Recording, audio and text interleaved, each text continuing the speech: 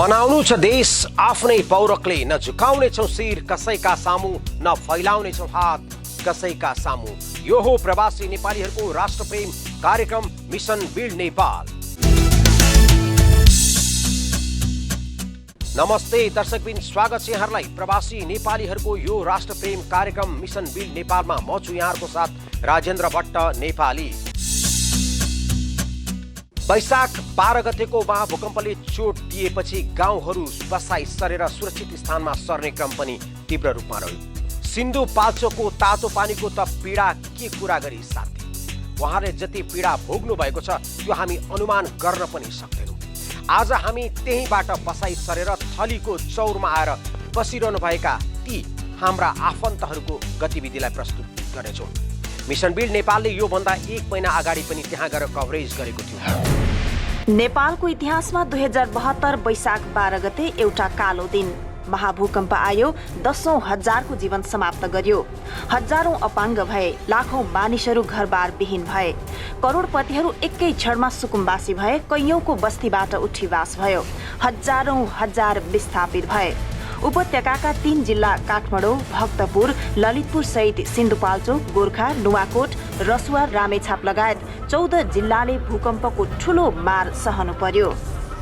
ठूलो विनाशका बीच पनि जीवन बच्यो। मानिसहरू जीवन रक्षाका लागि सुरक्षित स्थानको खोजीमा दौडिए। राजधानीको थली त्यस्तै स्थान हो जहाँ सिन्धुपाल्चोक, लिच्छी गाविसका भूकम्प पीडित खुला आकाशमुनि टेन्टको सहारामा बसिरहेका छन्।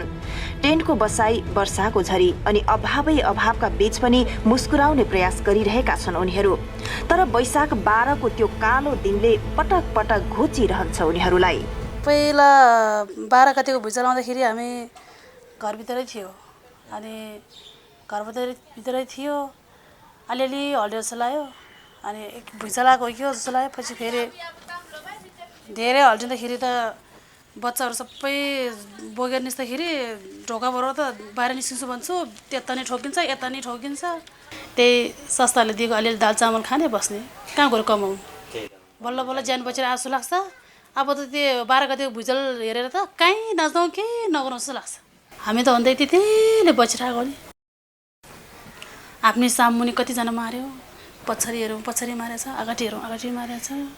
अब हामी त्यस्तै हुन्छ भनेर सोचेको थियो, तर हामीले चाहिँ भौमले हात थापिदिन्छ। मिसन बिल्ड नेपालमा यसअघि पनि थलीको कथा हामीले देखाइसकेका छौँ। तर भूकम्प गएको 100 दिन बितिसक्दा थलीको अवस्था फेरियो होला, भूकम्प पीडितले पाउनुपर्ने सहयोग पाए होलान् भन्ने अनुमानका साथ मिसन बिल्ड नेपालको टिम थली पुग्यो। तर त्यहाँको अवस्था सोचेभन्दा बिल्कुल फरक थियो। 1 महिना अगाडि र अहिलेको अवस्थामा खासै फरक भेटिएन। पीडा उस्तै, कथा उस्तै, व्यथा उस्तै। दर्शकवृन्द, यो के होला? तपाईँलाई आश्चर्य लाग्न सक्छ। एउटा फलामको पाता भित्र छु म, र यहाँहरू सोचिरहनु भएको होला यो कुनै कारखानाभित्र हामी छौँ। तर नझुकिनुहोस् दर्शकवृन्द, हामी यो भूकम्प पीडितहरूले आश्रय लिइराखेको यो सिन्धुपाल्चोकको तातो पानी हुँदै चीन, नेपालको उत्तरी छिमेकी मुलुक चीनमा खासाको भ्यानको रूपमा चिनिने यो भ्यानभित्र अहिले तातो पानी क्षेत्रका भूकम्प पीडितहरूले आश्रय लिइरहेका छन्। र यो उनीहरूको काठमाडौँको थलीमा रहेको यो अस्थायी आश्रयस्थल हो। हामी देख्न सक्छौँ यो फलामको टिनले बारिएको एउटा भ्यानभित्र उनीहरू महिनौदेखि, आज 101 दिन भएको छ भूकम्प गएको, उनीहरू निरन्तर रूपमा यहीभित्र आफ्नो दुःखद जीवनयापन गरिरहेका छन्। र हामी देख्न सक्छौँ खाना पकाउनका लागि यहीँ सामानहरू राखिएको छ, त्यसै गरी सुत्ने प्रबन्ध यहीँ मिलाइएको छ। र यही एउटा सानो भ्यानभित्र मात्रै 6 जनाको परिवारले 101 दिनदेखि गुजारा चलाउँदै आएको छ। आफ्नै नागरिकहरू यसरी भूकम्पका कारण एक ठाउँबाट विस्थापित भएर यस्तो दुःखद अवस्थामा आइपुग्दा पनि आजसम्म उनीहरूले आफूलाई राज्यले न्याय गरेको अनुभूति गर्न सकेका छैनन्। र उनीहरू अहिले अस्थायी रूपमा बस्दै आएको यो थली चौरबाट पनि स्थानीयहरूले भाद्र 16 गते पछाडि यो स्थान छोड्न भनिरहेका छन्, जसकारण उनीहरू निकै ठुलो दबावमा परेका छन्। अब भाद्र 16 गते पछाडि अब कहाँ जाने, के गर्ने, हामीलाई कसले हेर्छ? यहाँ बसिरहेका तातो पानीबाट विस्थापित भएर आएका भूकम्प पीडितहरू यही गुनासो गरिरहेका छन्। तर यसको जवाफ कसले दिने? उनीहरू यो जवाफको प्रतीक्षामा छन्। पासाङ डोमा शेर्पाको 6 जनाको परिवार एउटा भ्यानभित्र आश्रय लिइरहेको छ।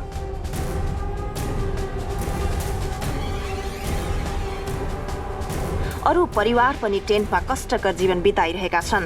तर 4 किलोमिटर पर रहेको राज्यको मुख्य प्रशासनिक केन्द्र सिंहदरबारको नजर भने पर्न सकेको छैनन् यहाँका पीडितहरूमा। गाउँ फर्केर जान सक्ने अवस्था छैन, बसौँ 2 छाक टार्न मुस्किल छ। अलमल्लमा छन् भूकम्प पीडितहरू। कहीँ पनि हामीलाई यो बस्नुको लागि चाहिँ एउटा टरो जस्तो हालिदिए नि हामीलाई कति शान्ति हुन्थ्यो होला। जब आफ्नो बस्ने ठाउँ सुरक्षा छ भने त आफ्नो हातखुट्टा छन्दैछ, हामी कमाएर खान सक्छ नि। यही चाहिँ मनमा सोचिरहेछ। अरू बाँकी त अब के सोच्नु र, के नै छ र हामीसँग। बच्चे पनि गइसक्यो, अब हामीसँग केही नै छैन। अब जमिन भएको न फाटेर गएको छ, पहिरो गएको छ, घर पनि लडेर गएको छ। अब गर्ने के थाहै छैन कतिसम्म बस्ने। अब तातो पानीमा अब बाटो खुल्छ भन्ने हालत छ। अब खोल्यो भने जाने भन्ने पनि छ, फेरि गहिरो पनि बस्ने ठाउँतिर राम्रो छैन, पहिरो आइरहेछ। अनि अब के हो कसो थाहै छैन। अब कमाएर खानुको लागि त अब अलिकति काम राम्रो पायो भने काम पनि गरेर खाने थियो। अब त्यो काम पनि भइरहेको छैन कि। काम भएको भए हामी ढुक्कले काम पनि गर्ने थियो। अब भन्ने जस्तो काम नै पाएको छैन। अब यतिकै बसिरहेर खाइरहेछ। अब के गर्ने, एकदमै दोमन भएर बसिरहेछ कि। त्यही भएर धेरै टेन्सन लाग्छ। आखिर कहिलेसम्म यसरी बस्ने थाहा छैन उनीहरूलाई। सरकारले बजेट भाषणमा भूकम्प पीडितका लागि बजेट विनियोजन गरेको छ। तर यी वास्तविक पीडितहरू भनिरहेका छन् सरकारले घोषणा गरेको सहयोग हाम्रो लागि आकाशको फल जस्तै बन्ने त होइन। यो त एउटा प्रतिनिधि पात्र मात्र हो। हामी मानवीय नाताले पनि गम्भीर हुनुपर्छ अनि सरकार त झनै गम्भीर हुनुपर्ने हो। यदि यतिखेर पनि सरकार गम्भीर हुँदैन भने सरकार केका लागि? किन चाहियो हामीलाई गणतन्त्र, प्रजातन्त्र, लोकतन्त्र? किन हामी मरिरहेका छौँ देश बनाउने नाममा? किन हामी बलिदान दिइरहेका छौँ सहीको नाममा? किन सोचिरहेका छौँ यसरी कि अब आमूल परिवर्तन हुन्छ? यही राजनीतिक पार्टीहरू यही भूकम्पको पीडा भोगिरहेकाहरूलाई प्रदर्शन गरेर विश्वभरिबाट आर्थिक सहयोग जुटाउनेहरूप्रति। भूकम्पले छेद विच्छेद बनाएको सिन्धुपाल्चोक जिल्लाको 1 नम्बर क्षेत्र नेपालको सबैभन्दा बढी अस्तव्यस्त भएको ठाउँ। एक त पहाड, त्यसमाथि भूकम्पको धक्कै धक्का अहिले पनि महसुस गर्नुपर्ने, त्यसमाथि बाढी पहिरो। बिचरा गाउँलेहरू आफ्नो ज्यान जोगाउन कहाँ मात्र पुगेका छैनन्। अझै पनि त्यहाँ थुप्रै गाउँहरू त्यत्तिकै अलपत्रमा परेका छन्। न उनीहरू त्यहाँबाट भाग्न सक्छन्, न उनीहरूलाई कसैले भाग्न मद्दत गरिरहेको छ। नेपाल सरकार सिंहदरबारमा बसेर संविधान सभाको परिकल्पना गरिरहेको छ। होटल रेस्टुरेन्टहरूमा मिटिङ बसिरहेका छन्। तिनै भूकम्प पीडितहरूको नाममा अरबौं रुपियाँ विदेशमा बाल्टिनमा चन्दा उठाए चाहिँ उठाउनेहरू अहिले कहाँ छन्? कुन दुनियाँमा छन्? भूकम्प गएको केही दिन त के नै गर्लान् भनेर नेपालीहरूले कति सहयोग गरे। नेपाली मात्र होइन, विदेशीहरू पनि। सरकार पनि खुब देखिन कोसिस गर्यो, जबकि असफल भए पनि उसले आफ्नो मिडिया मार्फत भनि नै रह्यो कि हामीले सकेको जति गरेका छौँ र हामीले जे गर्नुपर्ने हो त्यो गर्यौँ नै। तर सिन्धुपाल्चोकको 1 नम्बर क्षेत्रबाट आफ्नो पेटमा भएको बच्चा र अर्को लालाबाला बोकेर ज्यान जोगाउन भागेकी यिनले थलीमा आफ्नो बच्चा जन्माइसकेपछि उनलाई लागेको थियो कि अब भने मेरा दुःखका दिन घटे। भूकम्पले जति नै ध्वस्त बनाए पनि मलाई माया गर्ने मान्छेहरू, हामीलाई सहयोग गर्ने मान्छेहरू थुप्रै रहेछन्। तर उनको पीडा जस्ताको तस्तै। हामी पुगेकै दिनमा 1 महिना अगाडि उनले यो बच्चा जन्माएकी थिइन्। अहिले उनको शारीरिक अवस्था मात्र होइन, मानसिक अवस्था पनि खलल पुगेको छ। केवल बच्चालाई च्यापेर बस्छिन्, न बोल्छिन् न हाँस्छिन्, मात्र डोलाइरहन्छन्। उनी जस्तो यो भूकम्प पीडितहरूले के आश राख्ने सरकार अनि के आश राख्ने ती भूकम्प पीडितहरूको नाममा अरबौं खरब बाटोदेखि संसदसम्म चन्दा उठाउने तिनीहरूप्रति निराश भइसके अहिले यी भूकम्प पीडितहरू। भूकम्पमा घर भत्किएको छ, आफै विस्थापित हुनु परेको छ। भयभरको सम्पत्ति छोडेर जीवन रक्षाका लागि विस्थापित जीवन बिताउनु परिरहेको छ। भूकम्पमा भागदौड गर्दा कतिको गर्भ तुहियो, यही पीडामा पनि कति महिलाहरू आमा बने। प्लास्टिकले बेरिएको अस्थायी टहरा जस्ताले बेरिएका टहराहरूमा उनीहरूले सन्तान जन्माए, आमा बने। यस्तै एकजना महिला थलीको अस्थायी शिविरमा भेटिन्। सिन्धुपाल्चोकको लिस्तीबाट बल्ल तल्ल ज्यान जोगाएर थली आइपुगेकी उनी थलीको टेन्टमै सुत्केरी भइन्। सामान्य अवस्थामा भए कति धेरै स्याहार सुसार हुन्थ्यो सुत्केरीको, तर विडम्बना न उनले स्याहार सुसार पाइन् न त राम्रो हेरचाह नै। कसले बुझिदिने यी आमाहरूको पीडा, कसले सुनिदिन्छ यिनीहरूको व्यथा? मिसन बिल्ड नेपालको टिमसँग 1 महिना अघि उनले यसरी दुःख पोखेकी थिइन्। अब माथि बस्यो, गाह्रो भयो भने अस्पताल नजिक छैन, मर्छ भनेर यतै आयो। गाउँमा बसिसक्नु छैन? बसिसक्नु छैन। गाउँमा तपाईँहरूलाई कोही आएन सहयोग गर्न? कोही कोही आयो, एउटा दुईवटा तिर्पाल दियो, अनि त्यति हो। अनि चामलहरू एक बोरा दियो। अनि तपाईँहरूलाई कसैले पनि यो ठाउँ अलिकति डर लाग्दो भयो, भूकम्पले चाहिँ पहाडहरू फुटेका छन्, त्यहाँ बस्नुहुन्न, हामीले भनेको ठाउँमा जाउँ भन्न आयो कि आएन? आएन हजुर, कोही पनि आएन। यसरी जाउँ भनेर कोही आएन। राति नै डरले तिर्पाल मुनि लुकेर बस्यो दिनरात। पहिरो आएकै ठुल्ठुलो ढुङ्गा आउँछ, पहिरो आएकै अनि अब मार्छ भनेर यहाँ अस्पताल पनि नजिक, मागेर भयो नि खान्छु भनेर आएको। करिब 1 महिनापछि हामी पुग्दा उनको अवस्था झनै दयनीय देखियो। 1 महिना अघि मजाले कुरा गरेकी उनको अहिले मानसिक अवस्था खलबलिएको छ। होस ठेगानामा छैन, तैपनि मातृत्व नहो आफ्नो सन्तानप्रतिको माया भने उस्तै छ। होस गुमाए पनि आफ्नो सन्तानलाई छोडेकी छैनन्। आफ्नो बालक च्यापेर बस्छिन्, टोलाइरहन्छन्। तर उनको उपचार गर्न पैसाको अभाव हुँदा औषधि उपचार हुन सकेको छैन। विस्थापित जीवन, सानो बालक अनि मानसिक सन्तुलन गुमाएकी श्रीमती, उनका श्रीमान आफ्नै व्यवस्था हेरेर भक्कानिन्छन् र सम्हालिन्छन् अनि भन्छन् उपचार गर्न पैसा छैन, कसैले सहयोग गरेनन्। उहाँलाई अब त्यस्तो छ, ऊ अझै दिमाग राम्रो छैन, ऊ अब बिमार त्यस्तो छ हजुर। अब कोही अब खानुपिनु भनेको कुरो त त्यस्तै हो। अब भोकै छ भने मैले बोल्नु त सक्दैछ, यो मनमै होला हजुरहरू है। अब फेरि धेरै बदनाम भन्ला, अब भोकै पो रहेछ भन्ला अर्काले। अब बोल्दैछ भनेदेखि तपाईँ हजुरहरूले नि त्यति भए याद त पाइहाल्छ होइन, मनमा त राख्नु भइहाल्छ। अब न अलिअलि सहयोग हुन्छ कि सरकारले भन्छु, सरकारले डेढाखाली हेरिदिएको छैन। भोलि त अब नेताले हजुर, हामी गरिबहरूलाई नि हजुर भनेर लेप्चे माग्नु आउँछ। आज कुनैले हजुर हामीलाई हेरेको होइन हजुर, नेताहरूले नि। अब ऊ कुर्सीमा बसेको, हामी गरिब त तलै त हो नि। हामी गरिबले चाहिँ वास्ता गरेका छैन त अहिले। सुन्दा मात्रै पनि पीडा हुने यस्तो व्यथा कसरी भोगिरहेका होलान् उनी? आखिर पीडितको नाममा उठेको रकम कहाँ खर्च भइरहेको छ? खै पीडितप्रति सरकारको भूमिका? भूकम्प गएको केही महिनासम्म पीडितका टहरा चाहर्ने देशी विदेशी सङ्घ संस्थाहरू अहिले खै कहाँ छन्? हामी जस्तो विकास उन्मुख देशका सरकारहरूले यस्तो एकैचोटि आएको प्राकृतिक प्रकोपसँग जुझ्न सक्दैन र आफ्ना जनतालाई सहयोग र सुविधा दिने क्रममा त्रुटिहरू हुन्छन् भन्ने कुरा हामीले बुझेका पनि छौँ र यसलाई स्वीकार्न पनि सक्छौँ र स्वीकारेका पनि हौँ। तर 100 दिन बितिसक्दा पनि सरकारको ध्यान ती वास्तविक भूकम्प पीडिततिर जानुभन्दा यही मौका छोपेर संविधान जारी गर्नेतिर केन्द्रित हुँदा उनीहरूले वास्तविक सरकारको उपस्थितिको अनुभव नै गर्न पाएनन्। केका लागि नेपाल सरकार भनेर हामी छाती पिट्ने? हामीले केका लागि उनीहरूलाई निर्वाचनमा भोट दिएका हौँ? सिन्धुपाल्चोक जिल्लाको 1 नम्बर क्षेत्रबाट आएका यी हाम्रा आफन्तहरूले पक्कै पनि राजनीतिक पार्टीहरूलाई भोट त दिएकै होला नि।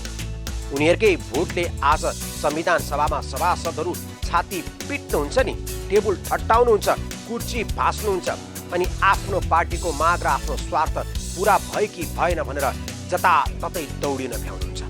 तर उहाँहरूलाई वास्तविक भूकम्प पीडितको पीडामा हेर्ने कुनै फुर्सद छैन। यो एउटा यस्तो पीडा हो यतिखेर हामी भूकम्प पीडित हाम्रा आफन्तहरूको लागि। यतिखेर पीडितको पीडामा मलम लगाउनु सबैभन्दा ठुलो मानवीय धर्म हो। तर खोइ त्यो मानवीय धर्म हिजो त्यही पीडितहरूको पीडामा आँसु झार्नेहरू अहिले कता छन् ती सङ्घ सङ्गठनहरू? सबै थाकिसके, सबै हराइसके। किन हराए? कहाँ हराए? कसरी हराए? के उनीहरूले भूकम्प पीडितहरूको नाममा उठाएका ती रकमहरू सही तरिकाले सदुपयोग गरेर हराए या विषयमा केवल टालटुल पारेर हराए? वैशाख 12 गते विनाशकारी महाभूकम्प आएको 3 महिना बितिसक्दा भूकम्प पीडितहरूको अवस्था उस्तै रहे पनि अरू दृश्य भने फेरिएको छ। पीडितहरूको उचित व्यवस्थापन हुन सकेको छैन, न्यायोचित राहत पाउन सकेका छैनन्। पल्लो टोलमा स्वीकृति माउलाई 3-3,000 4,000 स्वीकृति माउलाई पैसा पाए अरे, हाम्रोलाई पाएको छैन। त्यसको बाउको 200 ल्याएको, त्यसको आमाको त्यसको बाउको व्यक्तिबाट झिरो, त्यसको व्यक्तिबाट झिरो ऊ गरे जस्तो गरेको छ त्यहाँ। अनि जति नै सामान आए पनि अब जो बार्ने मान्छेले नि सही ढङ्गले बारेर नदिएपछि अब मन कस्तो कस्तो त लागिहाल्छ नि।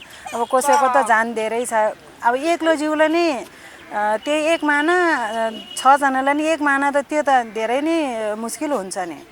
बार्नेहरूले नि अब एकजनाको चाहिँ यति हुँदैन, यति अलिक थोरै मिलाएर दिउँ भन्ने त्यो हिसाब नै छैन यिनीहरूको। अहिले टोकन बनाएर सामान बार्छ, कसैको 7 जना छ, कसैको 6 जना छ, त्यो एक पाथी अब 6 जनालाई नि एक पाथी, एकजनालाई एक पाथी, अनि त्यो त धेरै फरक कुरा हो नि। अनि त्योहरू चाहिँ हामीलाई चित्त बुझेको छैन। भूकम्पले दिएका चोटहरू बिस्तारै खाटा बस्दैछन्। भूकम्प गएको पहिलो महिना सहयोगको आश्वासन बाँड्दै पीडितहरूकोमा पुग्नेहरू अहिले कता छन् अत्तो पत्तो छैन। करिब 1 महिना हुन लाग्यो भूकम्प पीडितका शिविरहरूमा सहयोग लिएर कोही पुगेका छैनन्। भूकम्प पीडितहरू भन्छन् पहिला त धेरै मानिसहरू आउँथे, कुनै संस्थाको नाम लिन्थे, केही सहयोग गर्छौँ भन्दै आश्वासन दिन्थे, तर आजकल त्यो भन्नेहरू आउनै छाडेका छन्। आश नै टुटेको जस्तो भयो कि अस्तितिर त अब धेरै आउँथ्यो, सोधखोज गर्थ्यो होइन, अहिले त त्यो पनि छैन। अब यो मान्छेहरू अलिक मर्जीले बोल्ने भएर हो कि या त उनीहरू त्यस्तो कम भएर आएको हो कि त्यो थाहा भएन कि होइन। अनि अब अस्तितिर त अब सबै हेर्न आउँथ्यो, अलिअलि सामानहरू पनि ल्याइदिन्थ्यो, अब रासिन ल्याइदिन्थ्यो, तरकारीहरू ल्याइदिन्थ्यो। अहिले त झन्झन गर्दै गयो कि उनीहरू पनि आउनु छोड्यो। अब रासिन पनि कहाँबाट आउने, के गर्ने होला, कमी भइसक्यो नि धेरैचोटि। अनि अब आएको पनि अब कसैले त भन्छ यहाँतिर कुकरहरू पनि दियो, यस्तो सामानहरू पनि ल्यायो भन्छ, कसैले भन्छ यहाँको मान्छे त धेरै धनी पो रहेछ भनेर ल्याएको सामान पनि फर्क्यो भन्ने कुरोहरू पनि सुन्छ, तर हामीलाई चाहिँ थाहा पाएन। अहिले एकदम कम छ उहाँहरूको लागि चाहिँ आउने सङ्घ संस्था कोही हुनुहुन्न नभएको कुरो। अब दैनिक राहतको लागि नै भनौँ न, अब हामीले रासन चाहिँ हल्का अलिअलि थोरै बहुत दिएछौँ, तर उहाँहरू भन्नुहुन्छ तरकारी खानै हाम्रो अभाव भइसक्यो, किनेर खाने पैसा छैन। त्यो चाहिँ सही नै कुरा गर्नुभयो। अब त्यसको लागि हामीले पनि पहल त नगरे होइनौँ, गरिरहेछौँ, तर गरे पनि हामी पनि त्यसमा सफल भइरहेको छैनौँ। आखिर को थिए उनीहरू? किन आए आश्वासन बाँड्न र फेरि कता हराए? भूकम्प पीडितहरूको मनमा खेलिरहन्छ यो कुरा। उनीहरूले सुनेका छन् आफ्नो नाममा आफूसँग आएर फोटो खिचाउने आश्वासन बाँड्नेहरूले आर्थिक सङ्कलन गरेका छन्। न त सरकार न त त्यस्ता सङ्घ संस्थाकै साथ पाएका छन् उनीहरूले। दर्शकवृन्द, नेपालमा वैशाख 12 गते र त्यसपछि पटक पटक गएका प्रकम्प र भूकम्पहरूका कारण नेपालका 14वटा जिल्लाहरू नराम्ररी प्रभावित भयो। लाखौँ लाख मानिसहरू घरबार विहीन भएर यसरी टेन्टको सहारामा उनीहरू विस्थापित जीवन बिताइरहेका छन्। सुरुवातका क्रममा धेरै सङ्घ संस्थाहरूले यी टेन्टहरूमा आएर सहयोग गर्ने, सहयोगको प्रतिबद्धता गरिरहेका थिए। उनीहरू यी टहराहरूमा आए, फोटो खिचाए, आफ्ना वेबसाइटहरूमा राखे, भूकम्प पीडितका लागि के किन गरेका छौँ भन्ने सन्देश संसारभर फैलाए र भूकम्प पीडितका नाममा करोडौँ अर्बौँ रुपियाँ सङ्कलन गरे। तर भूकम्प गएको 101 दिनमा आज हामीले यो थली स्थित भूकम्प पीडितहरूको टहरामा यो कार्यक्रम छायाङ्कन गर्दै गर्दा यी बस्तीहरूमा यी अस्थायी बसोबास गरिराखेका भूकम्प पीडितहरूको टहरामा अब सङ्घ संस्थाहरू आउन छोडेका छन्। उनीहरूले भूकम्प पीडितका नाममा करोडौँ खर्बौँ उठाएका छन्, तर ती रकम आज कहाँ छन्? यहाँका भूकम्प पीडितहरू ती आफ्ना नाममा उठाइएका रकमको हिसाब किताब मागिरहेका छन्। तर ती सङ्घ संस्थाहरू जसरी हिजो भूकम्प पीडितका नाममा संसारभरि भूकम्प पीडितका कथा व्यथा देखाएर रकम सङ्कलनका लागि मरिमेटेर लागेका थिए, तर उनीहरूले अब भूकम्प गएको 3 महिना बितिसक्दा भने यी भूकम्प पीडितका अनुहारहरू, यी भूकम्प पीडितका दुःखहरूलाई बिर्सिएका छन्। उनीहरू कहाँ छन् अत्तो पत्तो छैन। भूकम्प पीडितहरू भनिरहेका छन् हाम्रा नाममा संसारभरि उठाइएका ती अर्बौँ पैसा खोइ। भूकम्पले दिएको यो पीडाको बेथालाई खोतल्दै जाने हो भने सायद तपाईँ हामी थामिन नसकौँला। भूकम्प गएको 100 दिन बितिसक्यो। हामीलाई लागेको थियो मिसन बिल्ड नेपाल थली पुग्नुभन्दा पहिले त्यहाँ पक्कै पनि ती हाम्रा भूकम्प पीडित आफन्तहरूले सुविधा पाइरहेका होलान् र नेपाल सरकारको केन्द्रबाट धेरै टाढा नभएको कारणले पनि अझ धेरै सहयोगहरू पाए होलान् र अहिले उनीहरूको जीवन सहज रूपमा बितिरहेको होला भन्ने हामीलाई लागेको थियो। तर त्यहाँ पुगेर दृश्य हेर्दा 1 महिना पहिलेको भन्दा झन् दयनीय देखियो। 1 महिना पहिले जुन अवस्था थियो अहिले झन् कमजोर छ। सहयोगी हातहरू थाकेका छन्। हिजो उनीहरूको लागि सहयोग गर्छौँ भनेर हिँड्नेहरू अहिले कोही पनि देखिँदैन। सुनसान छन्, निराश छन् त्यहाँ बस्नेहरू, जीवन जस्ताको तस्तै। त्यसमाथि यो स्कुलको जग्गा भएको कारणले अर्को पीडामाथि पीडा थपिरहेको रहेछ। एकातिर अभावको बसाई, अर्कोतिर बसिरहेको खुला चौर समेत छोड्न दबाव आएपछि थली चोरका भूकम्प पीडित थप समस्यामा परेका छन्। स्थानीय विद्यालयको जग्गा भएकोले भदौ 16 गतेसम्म मात्र बस्न दिने र त्यसपछि ठाउँ छोड्नुपर्ने कुराले उनीहरू थप पीडामा परेका छन्। विस्थापित भएर आश्रय लिइरहेको ठाउँ पनि छाड्नु परेमा अब कहाँ जाने पीडितहरू अन्योलमा छन्। अब आशा त लाग्छ कोही सरकारले आजसम्म सरकारको मुखबाट केही सुनेको छैन। अब यस्तो बस्ने व्यवस्था चाहिँ राम्रो ठाउँमा, अलिक सेफ ठाउँमा सरकारले दिएको भए, बनाइदिएको भए, बस्नुको लागि 1 वर्षसम्म 6 महिनासम्म भयो भने यसरी बस्नु दिएको भए चाहिँ हुन्थ्यो भन्ने मलाई लाग्छ। हाम्रो यहाँ त फेरि अब यो भदौ 16 गतेको म्याथ मात्र छ। यहाँ 16 गतेदेखि उठ्नु भनेको छ यहाँबाट। यो साउन 16 गते भनेको थियो। अनि साउन 16 गते चाहिँ बर्खा महिनामा हामी कहाँ जानु, यताउता जाने ठाउँ पनि छैन। अहिले यताउता ठाउँमा सबै यो तातपानीबाट आएको सबै जाँदैन मान्छेले भरिसकेको छ भनेर फेरि 1 महिना म्याथ थप्यो। अनि 1 महिना म्याथ थपेर अहिले फेरि भदौ 16 गतेसम्म मात्र बस्नु, त्यहाँ त यताबाट उठ्नु भनेको छ यो स्कुलको मान्छेले। अब कहाँ जाने भन्नु हजुर? आफ्नो छाला छैन, अर्का आफ्नो छाला छैन, अर्का छालामै जानुपर्ने होला। कहाँ जाने पनि थाहा हुँदैन। आफ्नो थला बाबा आफ्नो थलामा जानु भन्नु हो कि होइन हजुर? हजुरहरूले अब त्यति न सहयोग पाउँछ भनेर आशै छ, नजानेर यस्तो किनमा यस्तो छ। हुन त यसअघि पनि पीडितहरूलाई चौरबाट हट्न पटक पटक दबाव नपरेको होइन। तर स्थानीय आमा समूहले साथ दिएपछि उनीहरूले चौरमा आश्रय पाएका थिए। अहिले पनि आमा समूह पीडितका लागि बासको अर्को व्यवस्था नहुँदासम्म हटाउन नहुने पक्षमा छ। पहल चाहिँ हामीले नि गरिरहेका छौँ होइन। स्कुलमा पनि गएर अब कुरा राख्ने भन्ने कुरा भएको छ। जस्तो धेरै जस्तो उहाँहरूको यहाँ बस्न आउनु भए पनि सुरुमा आउँदा त 68 घरै हुनुहुन्थ्यो होला।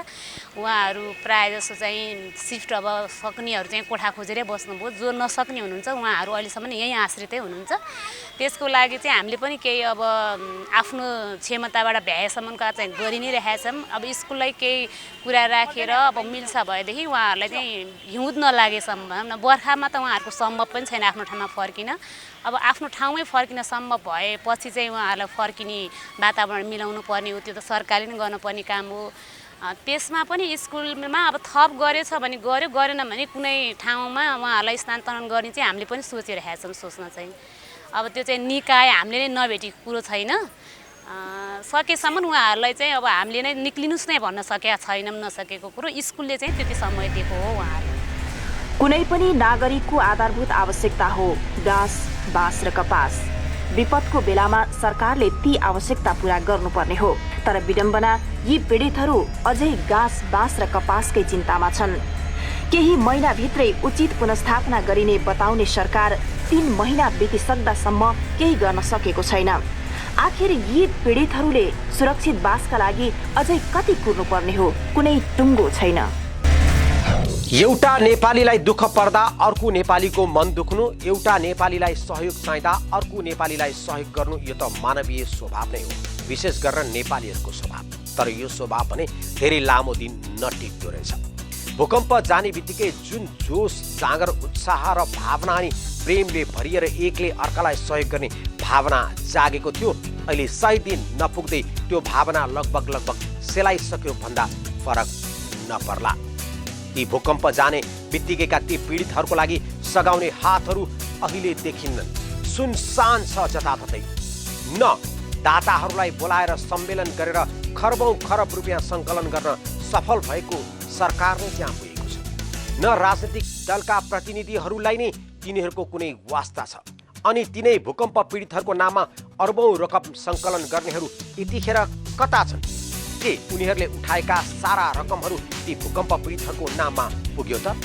के उनीहरूले त्यसको केही अंश पनि पाए त? यो खोज्छौँ हामी, खोजिरहन्छौँ हामी। हवस् त यो मिसन बिल्ड कार्यक्रम आजको लागि यति नै। बनाउनु छ देश आफ्नै पौरखले, न झुक्नेछौँ कसैका सामु, न फैलाउनेछौँ कसैका सामु। यो हो प्रवासी नेपालीहरूको राष्ट्रप्रेम कार्यक्रम मिसन बिल्ड नेपाल।